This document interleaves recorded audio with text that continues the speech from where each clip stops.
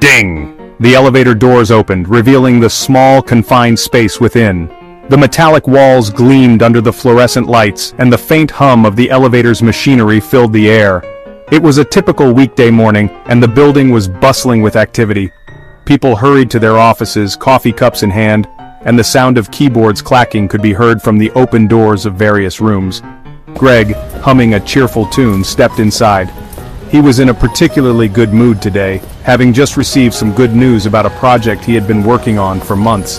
His steps were light, and his smile was infectious. As he entered the elevator, he continued to hum, the melody echoing softly in the confined space. He clutched a giant cardboard box, almost bigger than him. The box was filled with various office supplies and personal items he needed to set up his new workspace. It was a bit cumbersome, but Greg didn't mind. He was too excited about the new opportunities that awaited him. A skinny man, Frank, already stood in the elevator. Frank was a quiet, reserved individual who preferred to keep to himself. He had been working in the building for years and had seen many people come and go. Today he was on his way to a meeting that he wasn't particularly looking forward to. He nervously adjusted his glasses, eyeing the box with suspicion. Frank had always been a bit wary of new people and changes in his routine. The sight of the large box made him uneasy, and he couldn't help but wonder what was inside. His mind raced with possibilities, each more unlikely than the last. "Going up?"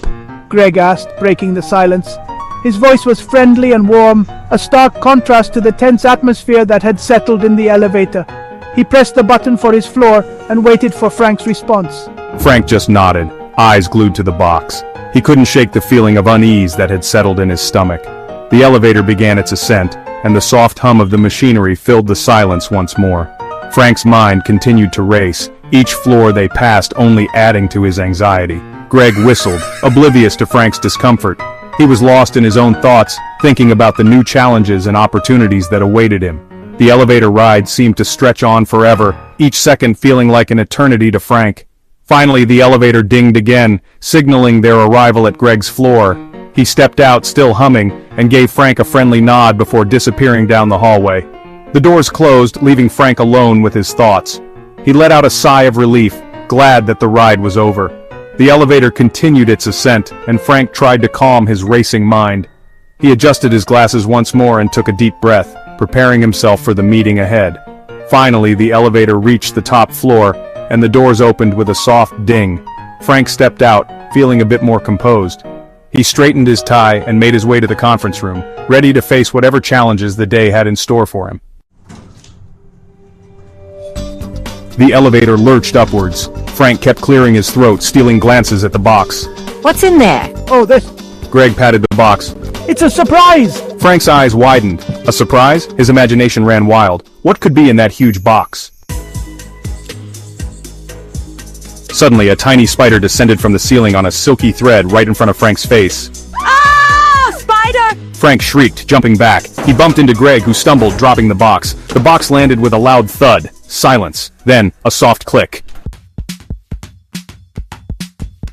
The box's bottom flap swung open. Hundreds of ping-pong balls poured out, cascading onto the elevator floor. Frank stared in disbelief. Ping-pong balls? That's what he'd been so scared of? "This is not good."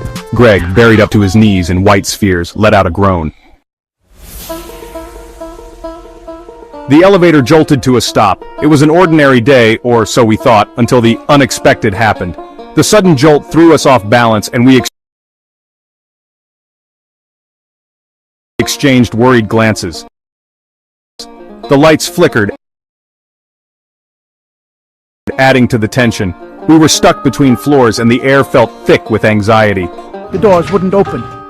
We tried everything, pushing, pulling, even prying with a pen. Nothing worked.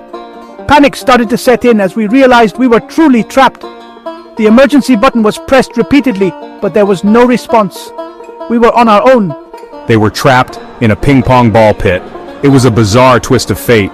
The elevator had malfunctioned and somehow opened into a room filled with ping-pong balls. We stumbled out, only to find ourselves knee-deep in a sea of tiny plastic spheres. It was surreal. The absurdity of the situation just hit me. I couldn't help but laugh. Here we were, adults, stuck in what looked like a child's play area.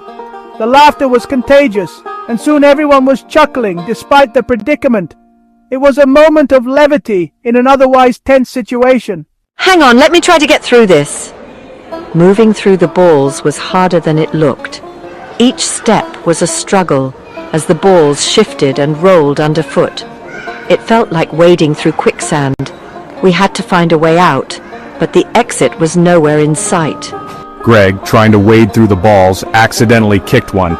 It sailed through the air, a perfect arc before landing with a soft thud. The balls were everywhere, making it nearly impossible to move without causing a cascade of them to shift and scatter. Oops! Greg's face turned red as he realized what he'd done. The ball had hit someone, and he quickly apologized. It was a comical moment, adding to the surreal nature of our situation. We were trapped, but at least we could still find humor in it. It bounced off Frank's forehead. Frank rubbed his head, more surprised than hurt. The ball had come out of nowhere, a reminder of how chaotic our surroundings were.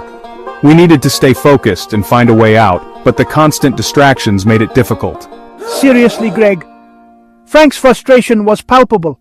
We were all feeling it, the helplessness, the absurdity, the sheer improbability of our situation, but we had to keep our spirits up. We had to believe that we would find a way out of this bizarre trap.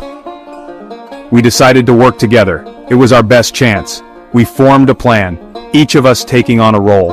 Some would try to find an exit, while others would attempt to signal for help. It was a team effort, and for the first time, we felt a glimmer of hope. Look, over there! Someone had found a hidden door. It was partially obscured by the balls, but it was there. Excitement surged through the group as we realized we might have found our way out. We hurried over, eager to escape our plastic prison. With a collective effort, we pushed the door open. One by one, we climbed out of the ball pit, relief washing over us. We had made it. The ordeal was over and we were free. It was an experience none of us would ever forget. We laughed about it later. It was a story we would tell for years to come. The day we got trapped in a ball pit. It was ridiculous, it was stressful, but in the end it brought us closer together. And that's what mattered most. As the sun set, we walked away from the building, grateful for our freedom and the unexpected adventure. Life has a funny way of throwing curveballs, but it's how we handle them that defines us. And on that day, we handled it with laughter, teamwork, and a story to tell. We need a plan. This place is a disaster and we can't leave it like this. Everyone, gather around. Let's brainstorm and come up with a strategy to tackle this mess efficiently. Greg said, spitting out a ping-pong ball. All right, here's what I'm thinking. We divide the room into sections and assign each person a specific area to clean. That way we can cover more ground quickly and avoid stepping on each other's toes. Operation Cleanup. Let's make this fun and efficient. We'll set a timer for each section and see who can clean their area the fastest. The winner gets a prize. Frank, still giggling, started tossing balls into the box. This is actually kind of fun, he said, his laughter echoing through the room. Who knew cleaning could be so entertaining? Greg, using his sweater as a makeshift scoop, joined in. Hey, whatever works, right? He said, grinning. Let's keep this momentum going. We're making great progress. It was slow, tedious work. The air was thick with the smell of cardboard and desperation. But despite the challenges, everyone kept their spirits high. They joked and laughed, turning the daunting task into a team-building exercise. As the hours passed, the room gradually transformed from a chaotic mess into a clean, organized space. The sense of accomplishment was palpable, and they all felt a renewed sense of camaraderie. By the end of the day, they were exhausted but proud of what they had achieved together.